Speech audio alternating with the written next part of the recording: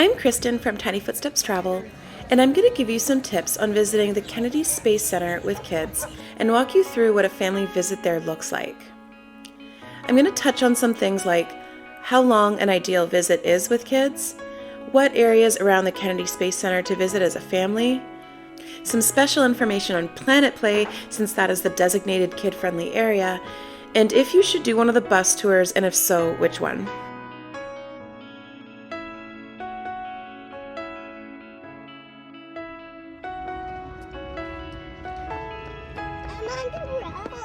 So the Kennedy Space Center is huge. It's hard to describe how big it is and how many different things there are to do. This is a map of the main visitor complex. When you first come in, you'll arrive at Rocket Garden. There's the Heroes exhibit right beside it and the Gateway building there as well. In my opinion, you could easily spend 2 hours just in this area, possibly more if you have kids over 12, because they have lots of virtual reality that you need to be 12 years old for.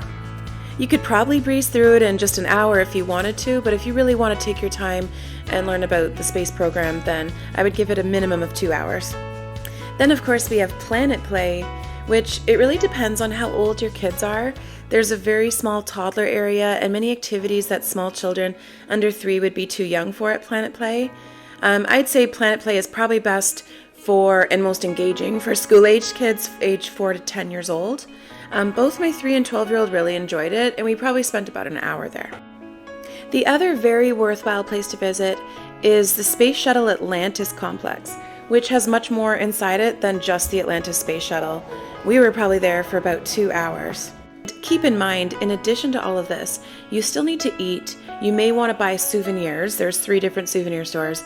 And there's still the bus tour, which takes you to the Saturn V Center, which is also very worth a visit and could take another 2 hours. So in my opinion, the 2-day pass that you can buy on the Kennedy Space Center website is worth it. This is what we did. We did 1 day before our Disney cruise and then another day after the cruise. It felt like the perfect amount of time for exploring the Space Center with 2 kids ages 12 and 3. I'm going to show you some footage of each of these worthwhile places that you can visit in the Space Center, and it might give you an idea of how long you might want to spend there.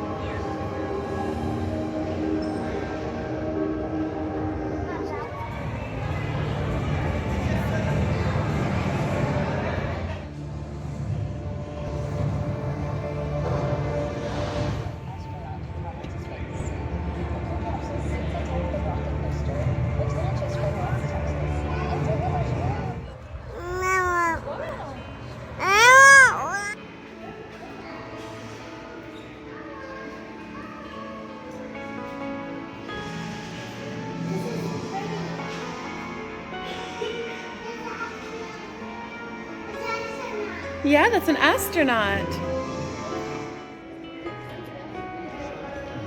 Keine Show, das ist so. Man sieht wie das in die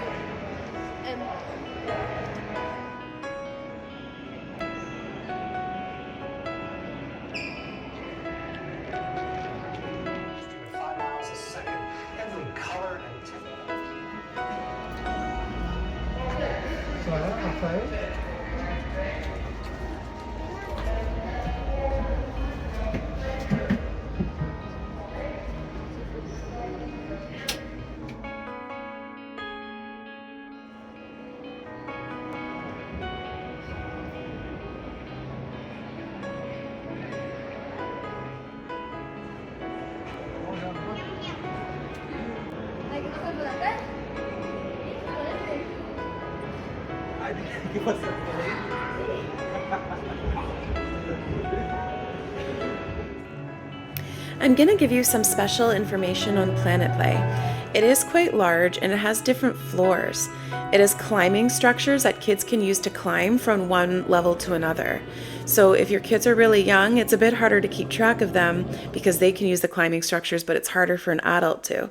So this is why I say it's ideal for school age. There's also some supervised slides, but they had a weight requirement, so my 3-year-old was too little for them. Myself and my 12-year-old went on the slides. There's also many different games. I'd say if your kids are between the ages of 5 and 10, I think they could be kept busy here for hours. The last thing to talk about is the bus tour, which takes you to the Saturn V Center. The free bus tour will take you there in about 15 minutes, but you could pay extra for the Explore tour. We decided to pay extra. The Explorer Tour takes you to see many interesting things, and you get off the bus a few times and have an opportunity to take photos.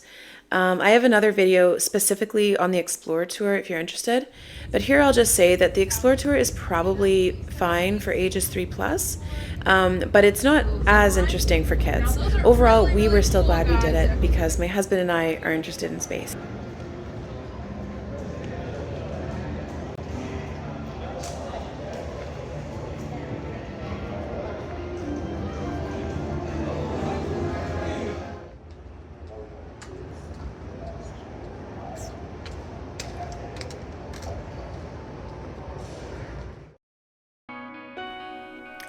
The Kennedy Space Center provides some suggested itineraries on their website, but I'm going to give you my 2 cents too. If you're able to spend 2 days there with kids, then I would do everything on the main map here on day 1. If you need to leave something out, then I'd leave out Atlantis and save it for day 2. And then on day 2, I would just do the bus tour and the Saturn V Center, plus Atlantis if you didn't do it on the first day. And I think this would create a complete 2 days where you get to see pretty much everything. If you only have 1 day, then I would prioritize in advance which things you really want to see there, because once you get there, it can be a little overwhelming. There is a booth at the front entrance that can help you plan a visit there if you want to. If you only have 1 day, then personally I would prioritize the Gateway Complex, Atlantis, and the Apollo/Saturn V Center. All in all, the Kennedy Space Center is a great place to visit with kids, and I hope that this video helped you plan an amazing visit there.